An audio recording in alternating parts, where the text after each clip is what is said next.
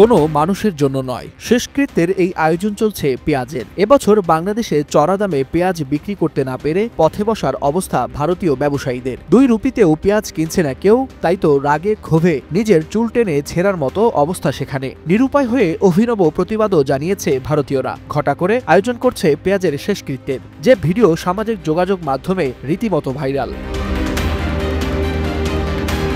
চলতি বছরে বাংলাদেশে পেঁয়াজের উৎপাদন গেল কয়েক বছরের তুলনায় রেকর্ড পরিমাণ বৃদ্ধি পেয়েছে।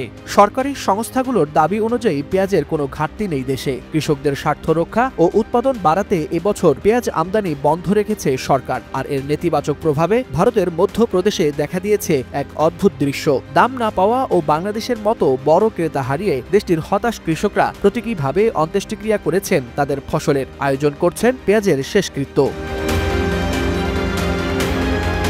বাংলাদেশের কৃষকের ঘরে যখন নতুন দেশি পেঁয়াজের স্বস্তির হাওয়া, তখন দেশের সীমান্ত পেরিয়ে ভারতে চলছে এক ভয়াবহ বিপর্যয়। মধ্যপ্রদেশের মন্দসর জেলায় পেঁয়াজের দাম নেমেছে ঐতিহাসিক সর্বনিম্নে। কেজি প্রতি মাত্র 2 রুপিতেও মিলছে না ক্রেতা। প্রতিবাদে কৃষকরা রাস্তায় ফেলছেন পেঁয়াজের বস্তা, এমনকি পালন করছেন প্রতীকী শেষকৃত্য। তাদের অভিযোগ, বাংলাদেশে রপ্তানি বন্ধ হয়ে যাওয়ায় বাজারে অতিরিক্ত সরবরাহ তৈরি হয়েছে, আর তাতেই পেঁয়াজের এই দরপতন।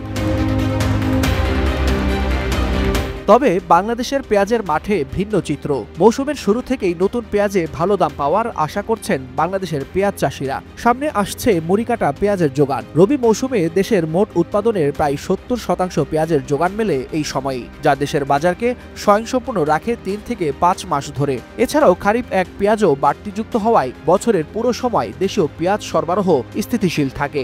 স্বাভাবিকভাবেই আমদানির প্রয়োজন কমে এসেছে নাটকীয়ভাবে।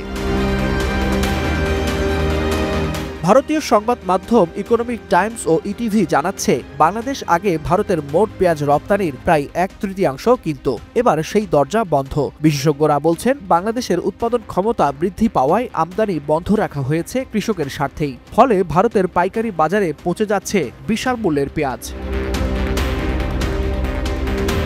ভারতীয় ব্যবসায়ী সংগঠনগুলোর দাবি, বাংলাদেশে রপ্তানি বন্ধ থাকাই এই সংকটের মূল কারণ। অন্যদিকে বাংলাদেশের কৃষক এখন অনেকটাই নিশ্চিত।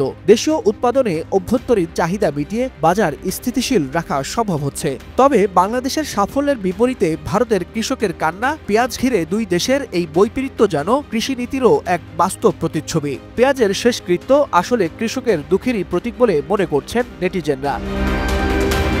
ওয়ালিউল হাসানাত, যুগান্তর নিউজ।